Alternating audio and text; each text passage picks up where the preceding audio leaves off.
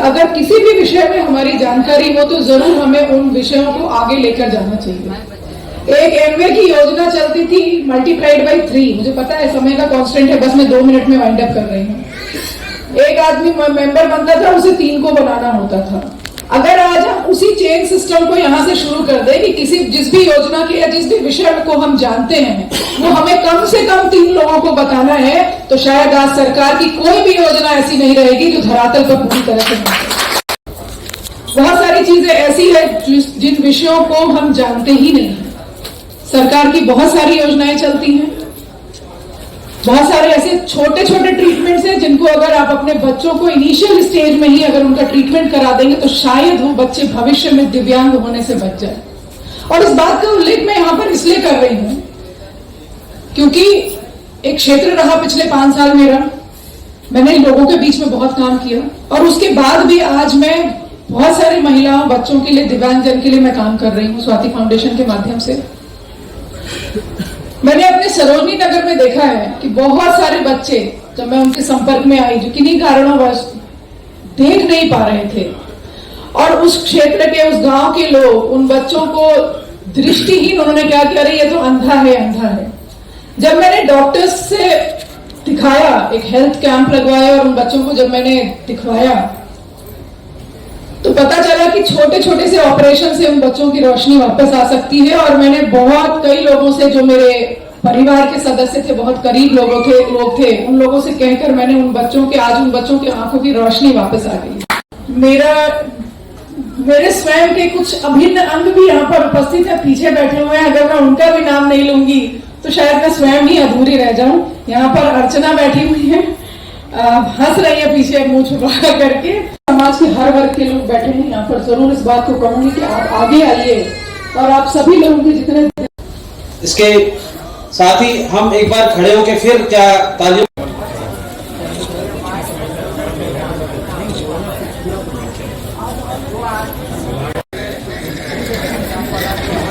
का उल्लेख जरूर करना चाहूंगी। आज उनका जो जयंती है, जन्म जयंती है, और आज इस अवसर पर मैं ये जरूर याद दिलाना चाहूंगी कि उन्होंने कहा था कि समाज का वो वर्ग जो आगे बढ़ गया है उसे रुकने की आवश्यकता है। वो रुके, पीछे पलट कर देखे, और जो लोग पीछे हैं उन्हें खींचकर आगे लाए। लेकिन जो पीछे भी खड़ा है उसका भी ये कर्तव्य बनता है कि वो भी हाथ आगे बढ़ाए, तभी जो आगे है वो आपका हाथ खींचकर आगे ले जाएगा। क्या सोच होनी चाहिए उस विषय पर मैं आप लोगों का ध्यान आकर्षित करना चाहूंगी। जब कन्नू दादा इस बात को कह रहे थे कि हम अगर दिव्यांग है तो हमें इस बात को एक्सेप्ट करना चाहिए, हमें इस बात को मानना चाहिए कि हम दिव्यांग हैं। और जब तक मैं किसी से ये नहीं कहूंगा कि मुझे पानी पिला दो, शायद तब तक कोई पानी नहीं पिलाएगा। इसमें कोई बुराई नहीं है। अगर आप पानी नहीं पी सकते हैं तो आप किसी से मांग कर दीजिए। यहाँ पर ये प्रेरणा है और मैं आप लोगों को देखकर और आपका हाथ पकड़कर मैं आगे बढ़ना चाहती हूँ पहुंचाकर। तो सूरदास जी ने कहा कि तुमने मुझे निबल समझा है क्या?